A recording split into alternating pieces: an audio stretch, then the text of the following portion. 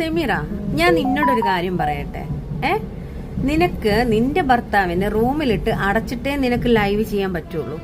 ഉറക്കി കിടത്തിയിട്ട് നിനക്ക് വന്ന് പുറത്തിരുന്നിട്ട് ലൈവ് ചെയ്യാൻ പറ്റുള്ളൂ. നീ എന്തിനാ അങ്ങനെ ചെയ്യുന്നേ? ആ മനുഷ്യനെന്ന് പറഞ്ഞാൽ നിന്റെ കുറ്റി അടിച്ചു പൊട്ടിക്കുന്ന നിനക്കറിയാം അല്ലേ? നീ തന്നെ എത്രയോ തവണ പറഞ്ഞിട്ടുണ്ട്.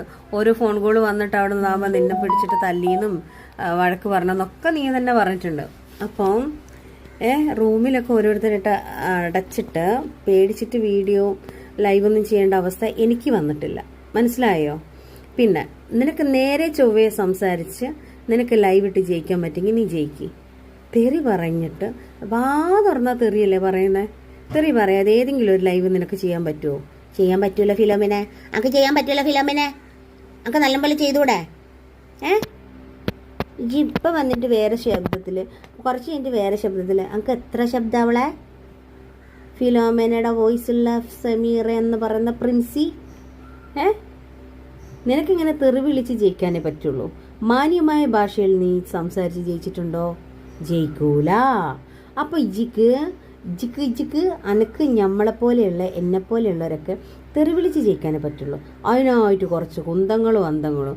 അയ്യോ, 1,00,000 ചില്ലാനുള്ള അവളുടെ ചാനലിൽ 91 പേരേ ഉള്ളൂ, 26 പേരേ ഉള്ളൂ. എടോ, നിങ്ങളെപ്പോലെ എപ്പോഴും യൂട്യൂബിൽ വന്ന് കുത്തിരിക്കുന്ന ആൾക്കാരല്ലടോ. നമ്മുടെ സബ്സ്ക്രൈബേഴ്സ് കുടുംബമൊക്കെ ആയിട്ട് ജീവിക്കുന്ന ആൾക്കാരാ.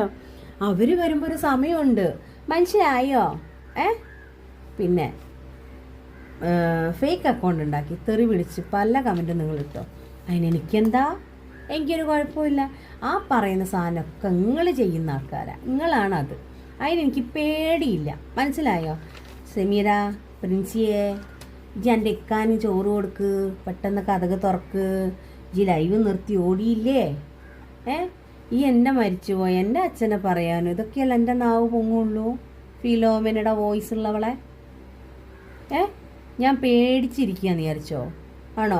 പിന്നെ ഷനു, ഈ അന്തസ്സായിട്ട് ജീവിക്കണടി, ഈ അന്തസ്സായിട്ട് ജീവിക്കണം. ഇനി എൻ്റെ നാട്ടിലോട്ട് ഈ ഒന്ന് ചെല്ല്, ഈ ഒന്ന് പോയിട്ട് എൻ്റെ മോളുമായിട്ടൊന്ന് ലൈവ് ഇട്.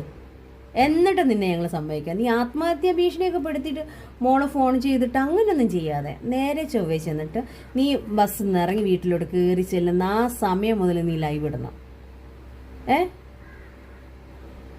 സനുവേ, നീ ആരെ കല്യാണം കഴിച്ചാലും എനിക്കൊന്നും ഒരു പ്രശ്നമില്ല. പക്ഷെ നീ നാടിനാപത്തായിട്ട് നിൽക്കാതെ നീ ഒതുങ്ങിപ്പോ. പ്രിൻസി എന്ന് പറയുന്ന സെമീറയോടാ പറയുന്നേ കേട്ടോ. തെറി വിളിക്കാതെ നീ ലൈവ് ഇട്ട് ജയിക്കടി.